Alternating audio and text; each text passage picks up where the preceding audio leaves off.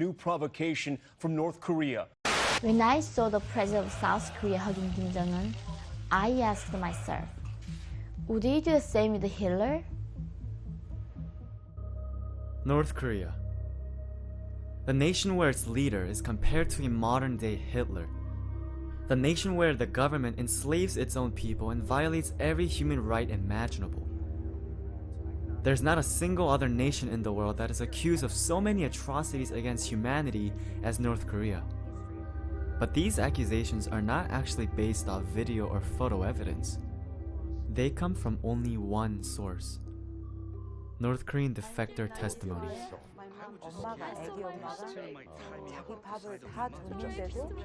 These testimonies are heard all around the globe and tell the world how terrible it is to live in North Korea. And their shocking stories not only shape public opinion, but make way for actual policies that punish North Korea.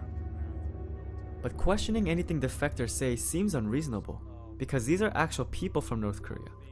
Who else would we listen to if not them? Why would they lie? Because behind the scenes of all defector testimonies that demonize North Korea is a world of lies that is very well hidden. So I traveled to South Korea to see a glimpse of the world behind defectors we don't see in the media. I first talked to attorney Chan Kyung-uk, who has extensive experience dealing with South Korean intelligence and North Korean defectors. 저는 이제 민변에 2000년도에 가입한 이후로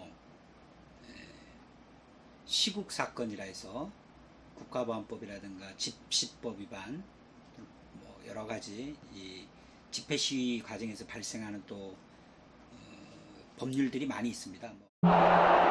To understand South Korean politics, we must first understand the National Security Act. The National Security Act was first enacted in 1948 under the Lee regime to legalize the oppression and killing of anyone who spoke out against the American occupation or the right-wing government it propped up. This law enabled the South Korean government to arrest anyone and everyone who spoke out against the government under the charge of being a communist. Today, this same law is used to suppress any truthful dialogues about North Korea and to red bait anyone or any organizations that are pro-reunification.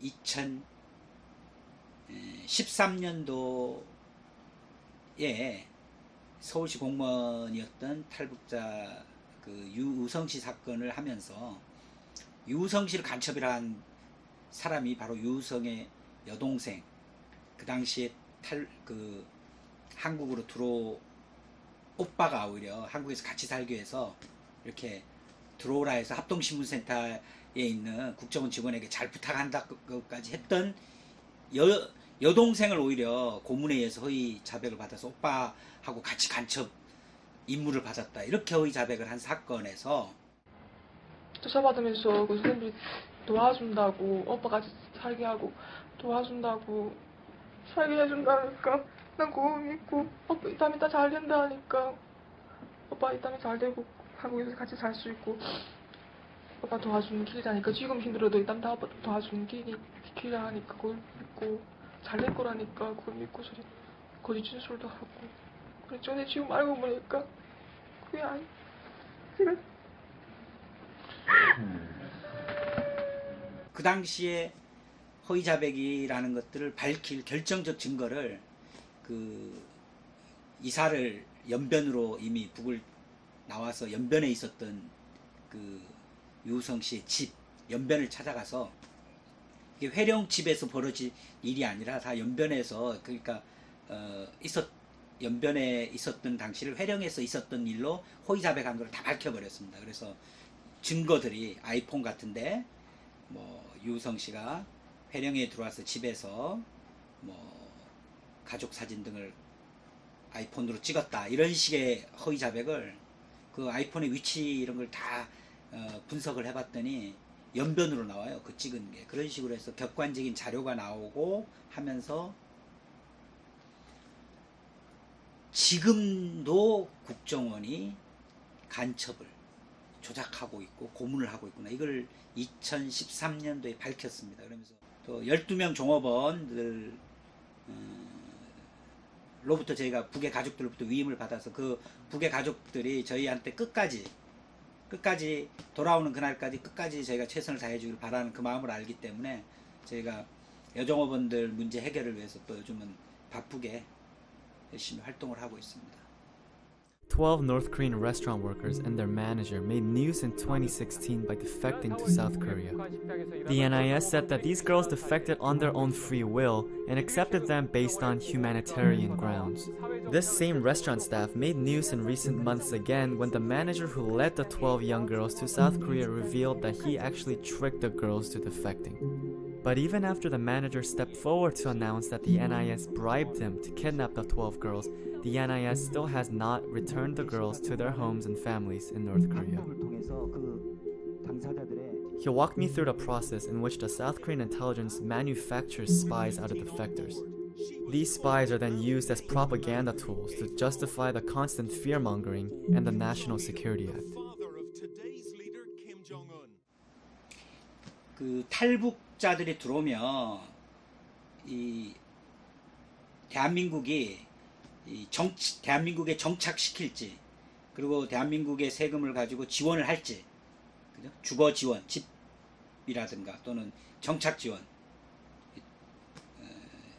돈을 정착 처음에 없으니까, 아무것도 없으니까 지원할지, 이런 것들을 조사를 합니다. 조사를 하는 게 지금 합동신문센터고, 이 합동신문센터가 지금은 조금 바뀌어졌다더라고요. 지금은 조사하는 기간 동안에 낮에 조사할 때는 조사실에서 혼자서 조사를 받지만은 저녁에 이제 2인 1실로 생활한답니다. 그러니까 지금은 그런 면에서는 좋아졌는데, 예전에는 누구나 조사동에 가서 조사받는 기간, 짧게는 일주일, 길게는 6개월, 뭐 한 3개월 이상 됐다 그러면 전부 다 가짜 간첩이에요. 간첩이 되는 거예요, 거기서. 무슨 혐의가 있다 이래서 독방에 가둬놓고 3개월 이상 길어지고 하다 보면 사람이 거의 이제 뭐 수사관들이 하자는 대로 다 하게, 허위자백하게 되는 건데, 이 어떤 곳에 가두냐면 비밀시설 같은 그 합동신문센터 산속에 위치돼 있고, 언론도 가면 카메라 꺼 그러고 이렇게 막 무시무시한 장소에 막 철조망 쳐놓고, 지금은 철조망 없어졌는데 제가 처음 갔을 때는 무시무시한 그런 곳에 탈북자들의 임시 거처라고 하면서, 처음에 오니까 집이 없으니까 임시 거처라고 하면서 보호해 준다고 그러면서 그런 어떻게 보면 중감금 시설에 감금해 놓고 있더라고요. 그러니까 거기가 간첩 조작 공장이 된 거예요. 예전엔 독방에 가뒀어요. 달력도 안 줬어요.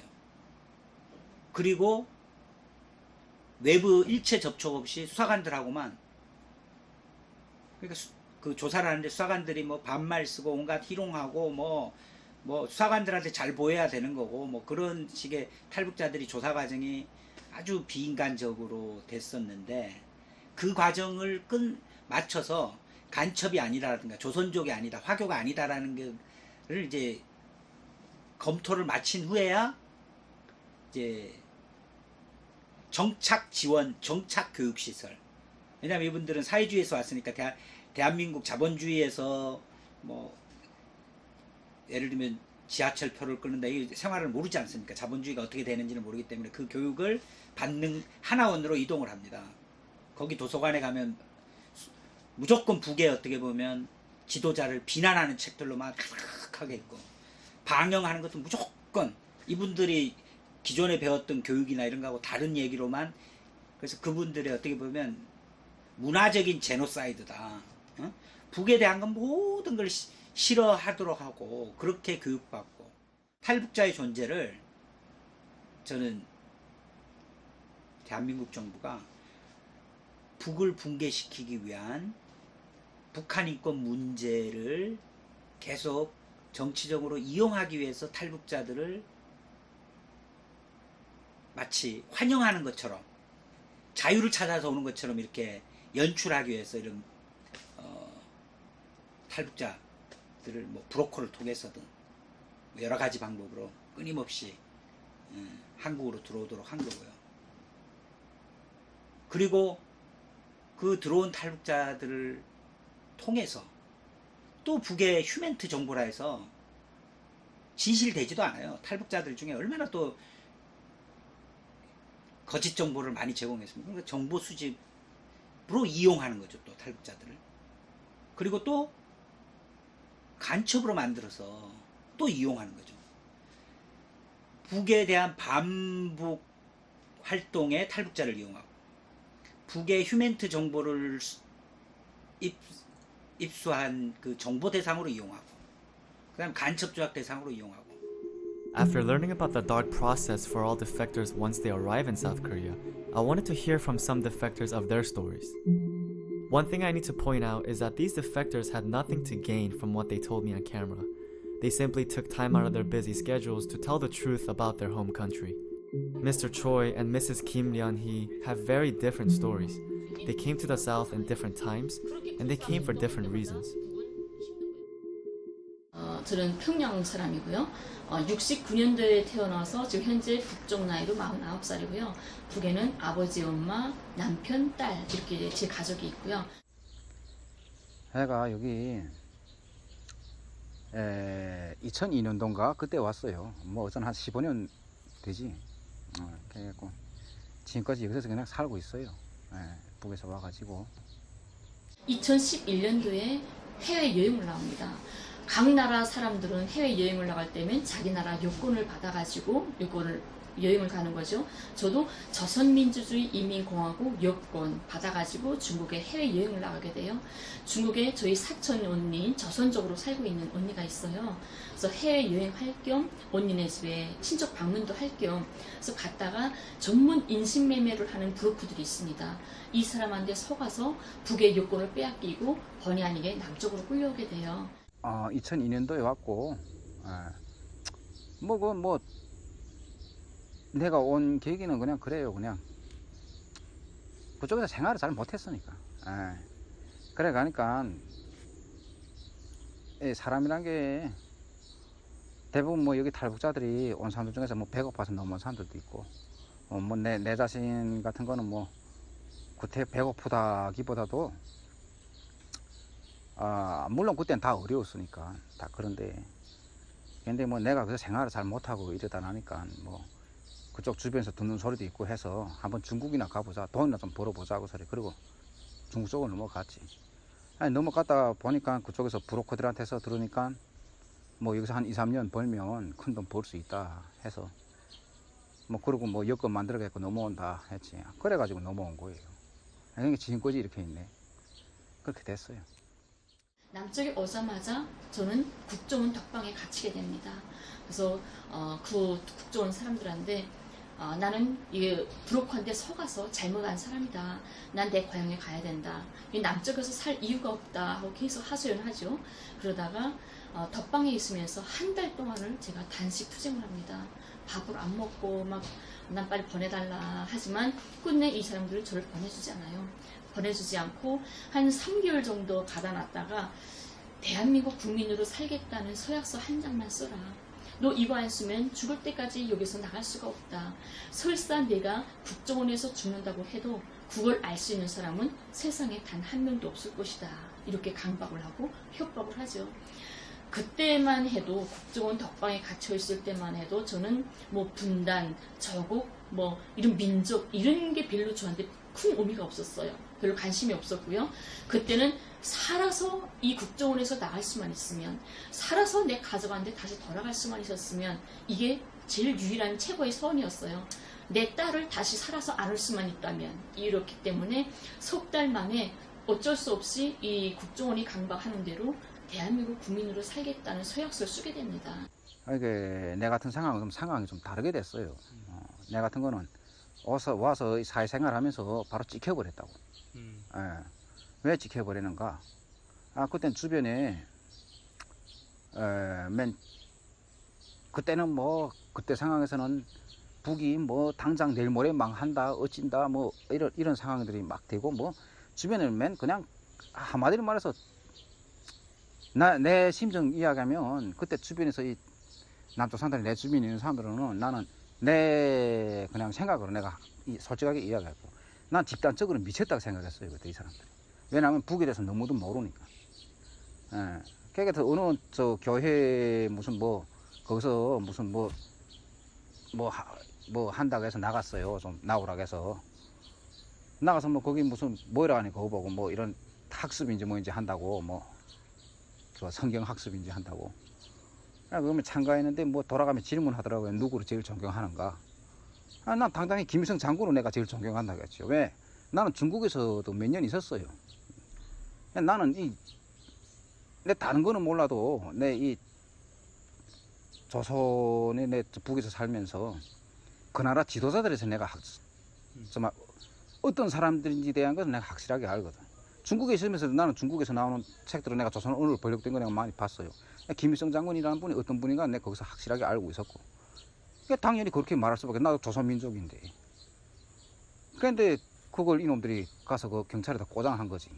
그러니까 나는 여기서 그러니까 이게 특별 대상 관리다 이렇게 돼버린 거예요. 내 같은 사람은. 그러니까 여권 신청해도 여권이 안 나와요. 그래서 인터넷에다가 글을 좀 올렸지. 그렇지 않다는 걸로. 니들이 잘못 생각하고 있다. 그리고 김일성 장군은 어떤 사람인지 내가 그래서 북의 말이 너희들이 믿기 싫으면 그거 믿지 마라. 그러면 중국이나 아니면 일본 놈들조차도 김일성 장군에 대해서는 올바로 썼다. 그놈들 간홍기록이라는 게 있어요. 김일성 장군에 대해서 쓴 게. 근데 이거 맞아 와보니까 무슨 가짜 김일성이 뭐요. 일본 놈들 자체도 북의 김일성을 그쵸. 김일성 장군에 대해서 그대로 그렇게 다 썼거든. 대단한. 솔직히 말해서 생각해 보세요. 아니 일본 놈들이 개노릇 하던 애들이 호요하셨는데 그 김일성 장군님이나 항일 투사들은 영하 40도로 오는 데서 나는 그 중국에 있으면서 내 겨울에 거기 지냈어요. 영하 30도만 돼도 바깥에 나가기가 싫어요. 그런 산 속에서 싸우시던 분들이라. 그런 사람들이 세운 나라고. 그러면 그런 나라 사람들이 거짓말하겠어요. 이 매국노들이 거짓말하겠어. 당연히 매국노들이 거짓말하지. 그러니까 나는 그런 이야기를 쓴 거예요. 그리고 내가 와서 느낀 점을 내가 이야기했지. 북에서 가르쳐준 게 다 사실이었다고. 거짓말이 아니었다고. 남한에서 사는 내가 느낀 게 그건 거예요. 북에서는 절대로 거짓말 안 한다는 거예요.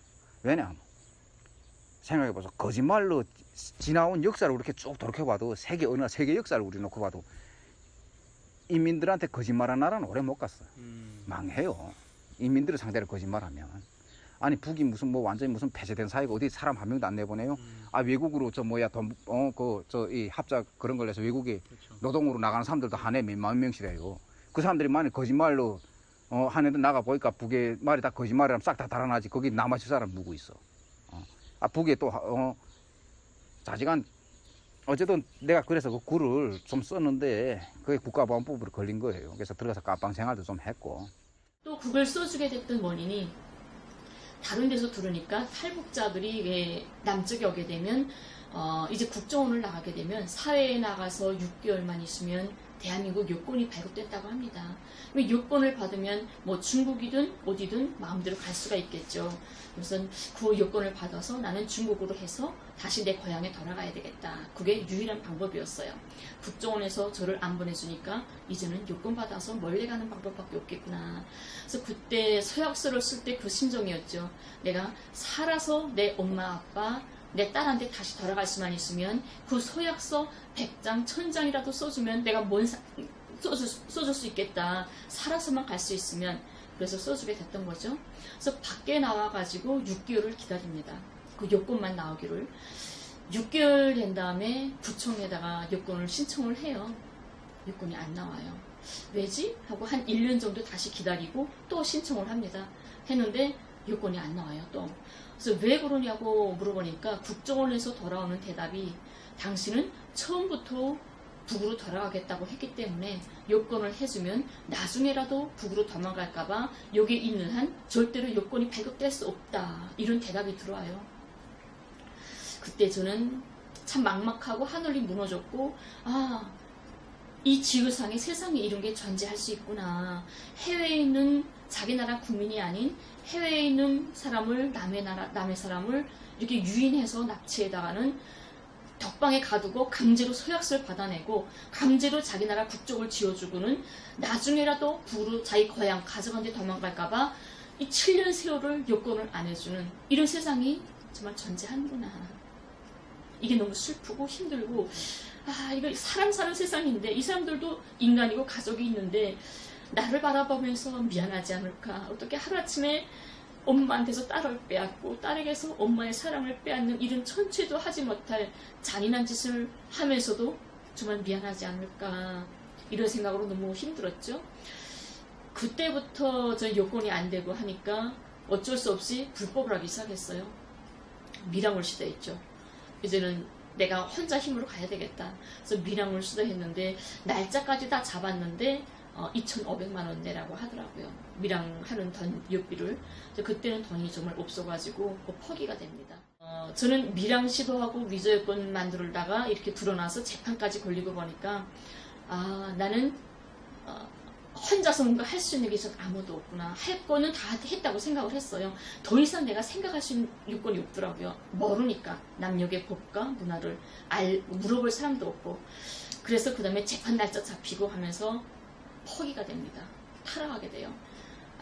난 이제 이왕 이젠 이렇게 경찰한테 조사받는 거면 이젠 돈은 갈 길이 없겠구나.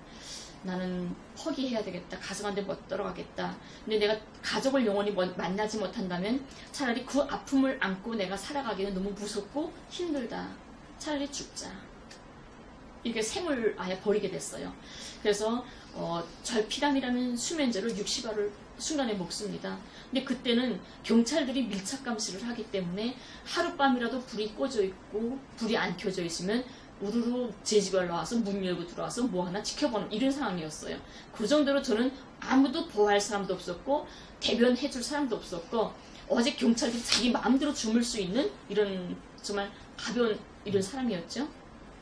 그날도 약 먹고 쓰러졌는데 경찰들이 불 꺼져 있으니까 올라와서 쓰러져 있으니까 119 차를 불러서 병원에 실어갔죠.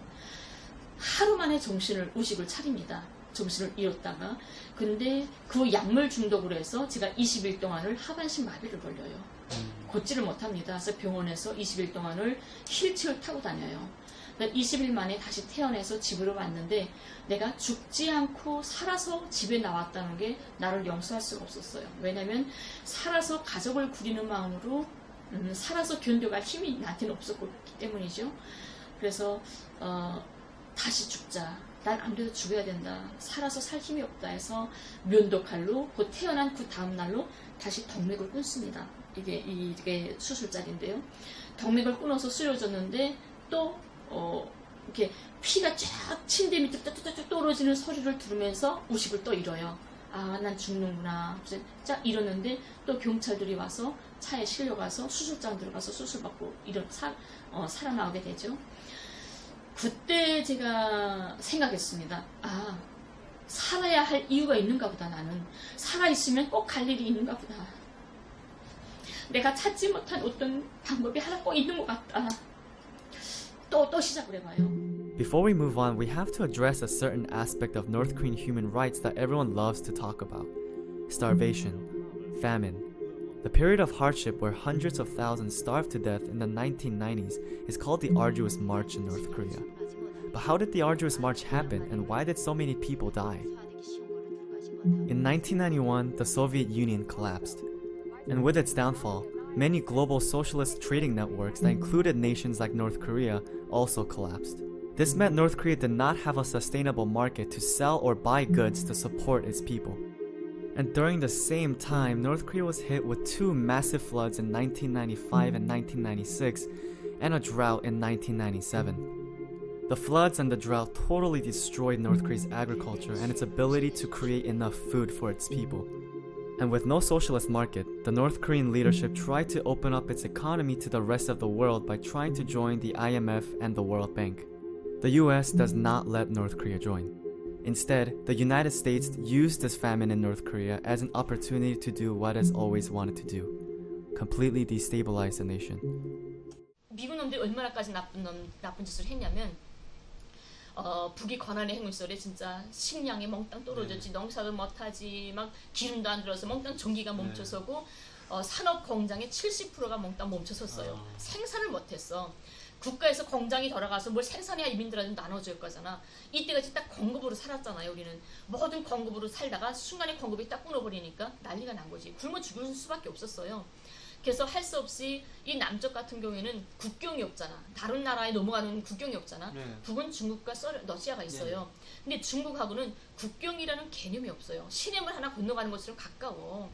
근데 더군다나 권한의 행군 때는 수시로 하루에도 12번씩 왔다 갔다 했어요. 국가에서도 어쩔 수 없이 가만히 있었어. 왜냐면 국가에서 해주지 못하잖아. 당장 없으니까. 그래서 중국에 가서 뭘 바꿔서 쌀 바꿔 먹고 뭐 이렇게 장사를 많이 했거든.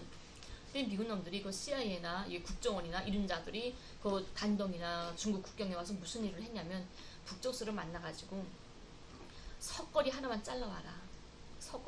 석거리 하나에 쌀 한 마디씩 바꿔서 준다. 전기선 잘라와라. 전기선 몇 킬로에 쌀 5만짜 바꿔준다. 이렇게 말을 했어요. 근데 미국이 석거리가 왜 필요하겠어요? 우리가 가스가 안 들어오고 전기가 안 들어오고 하니까 그래도 농사는 지어서 인민들 먹여 살려야 되잖아. 그래서 밭을 갈아야 되는데 트랙터가 못 돌아가요. 기름이 없으니까. 그래서 서가 밭을 갈게 됐어요. 근데 서가 꺼리가 없으면 힘을 못 쓴대요. 그러니까 농사를 망치게 하려고, 농사를 멋지게 하려고 일부러 서를 꺼리를 잘라라고 한 거예요. 북을 붕괴시키려고. 다 굶어 죽여야 미국이 북에까지 넘어갈 수 있으니까. And the North Koreans have suffered because the United States has done everything we possibly could to destroy the economy of North Korea. We've done everything we possibly could to boost the economy of South Korea. And then we condemn them because they are backward and because their people are starving. This is why the Clinton administration admitted that it never bothered to keep its promises made to North Korea in the agreed framework of 1994. The US was simply counting on North Korea to starve to death. But the United States using starvation as a tactic is nothing new. During the Korean War, the US Air Force purposely destroyed dams, farms, and irrigation systems in North Korea to starve out the civilians. US Air Force General Curtis LeMay of the Strategic Air Command during the Korean War spells it out. There are no innocent civilians. It is their government and you are fighting a people. You are not trying to fight an armed force anymore. So it doesn't bother me so much to be killing the so-called innocent bystanders. For the United States to even talk about human rights in Korea, it first had to recognize Koreans as human beings, which was never the case.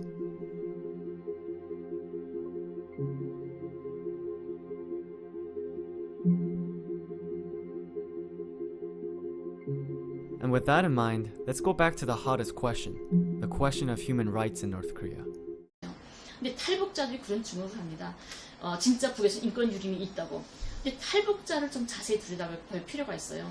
우리가 이제 만나러 갑니다라는 채널이 있습니다.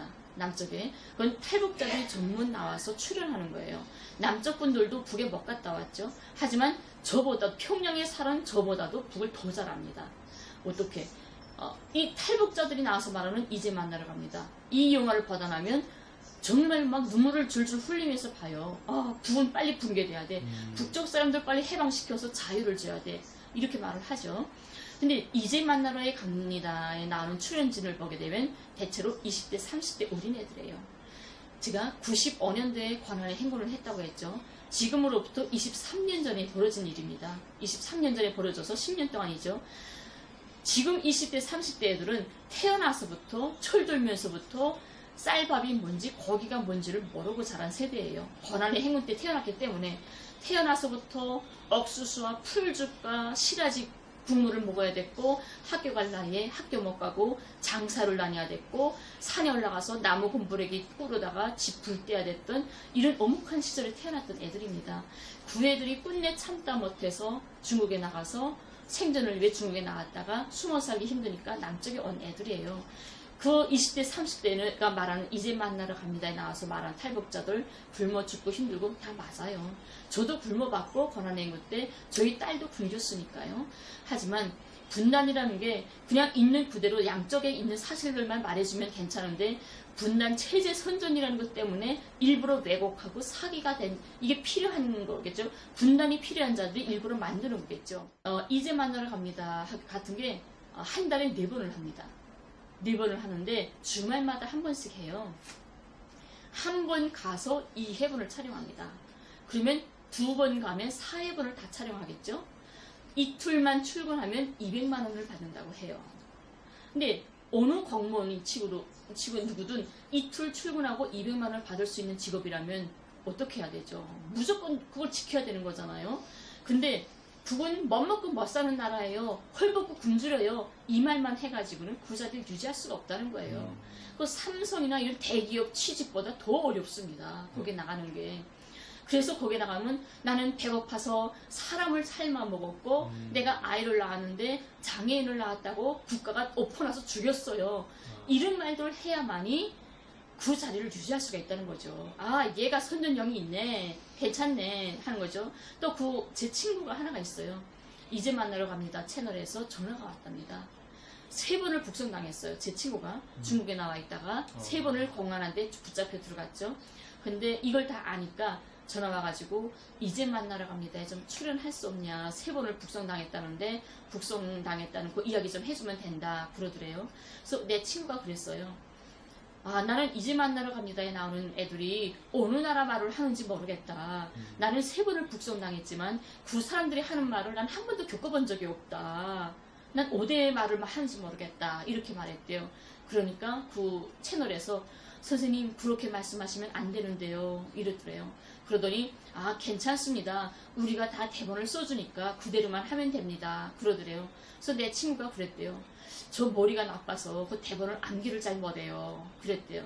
그랬더니 아, 그럼 나중에 다시 전화 드릴게요 하면서 전화 끊었다는 거죠.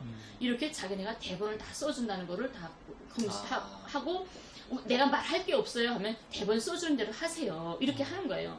그러니까 왜냐면 애한테는 3번 북송당했다는 사실이 있잖아요.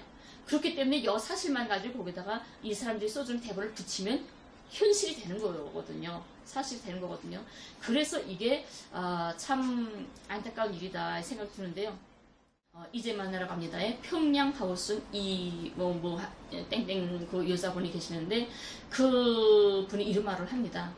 이제 만나러 갑니다. 나와서 나는 허이락한 석탄더미 위에서 애를 낳았고 길바닥에 있는 유리쪽으로 탯줄을 끊었고 지나가는 할머니가 석치마를 뜯어서 애를 감싸주었다. 이렇게 말을 해요.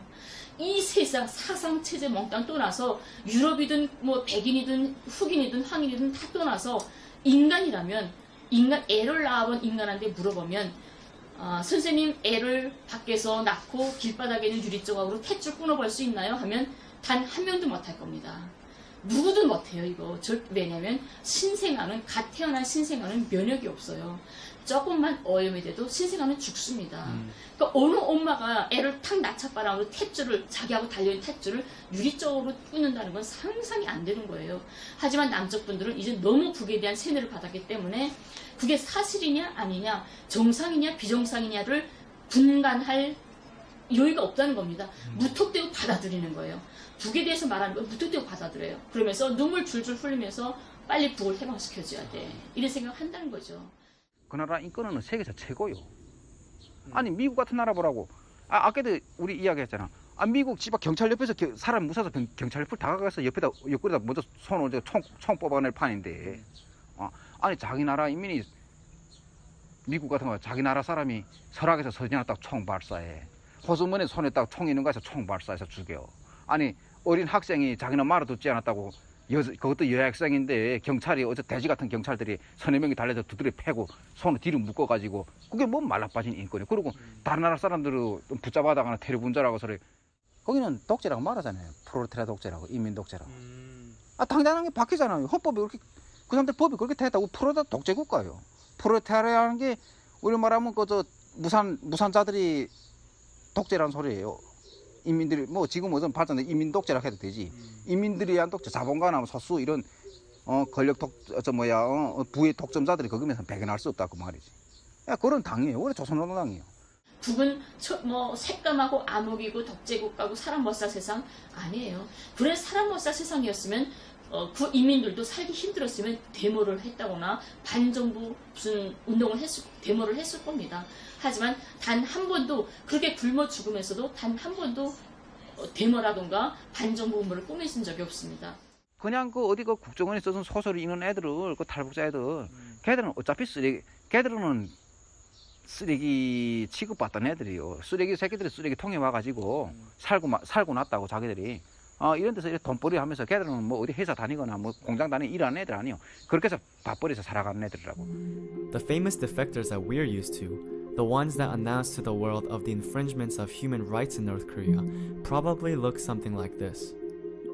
This defector is named Park Yeon-mi. Ever since a video of her crying at a conference went viral, she's been dominating the defector narrative in the media.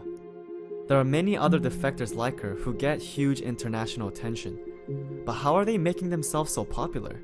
Who's supporting them? Let's use Park Yeon-mi as an example. In South Korea, she is sponsored by a right-wing think tank called the Freedom Factory Corporation.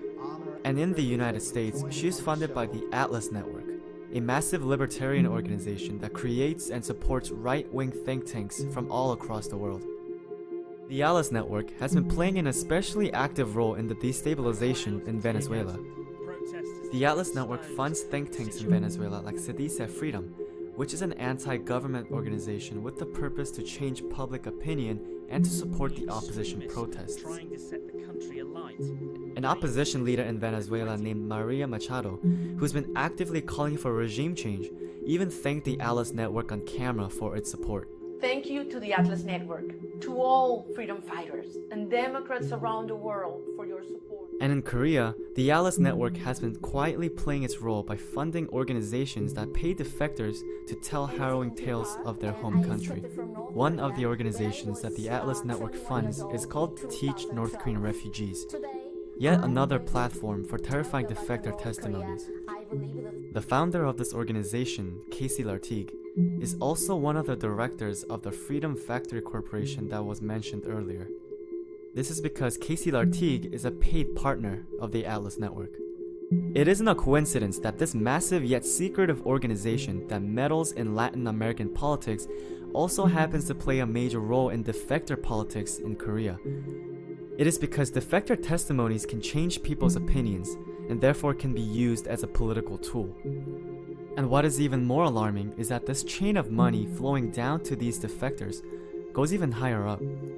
Investigative journalist Lee Fang uncovered donations to the Atlas Network from Koch brothers, ExxonMobil, MasterCard, and more. And from the taxpayer's dollar, the US State Department and the National Endowment of Democracy publicly funds the Atlas Network. Currently in South Korea, defectors are paid almost $1 million for their testimonies, with more cash for more dramatic stories. North Korean defector testimonies are not valued by truthfulness, but rather their ability to change the global opinion of North Korea, thereby creating support for anti-North Korean policies. And this is why I made this project, because year after year the people in power spend millions of dollars to make sure we get anything but the truth when it comes to countries like North Korea. I'm hoping that what Mrs. Kim and Mr. Choi said will inspire people to ask questions for themselves.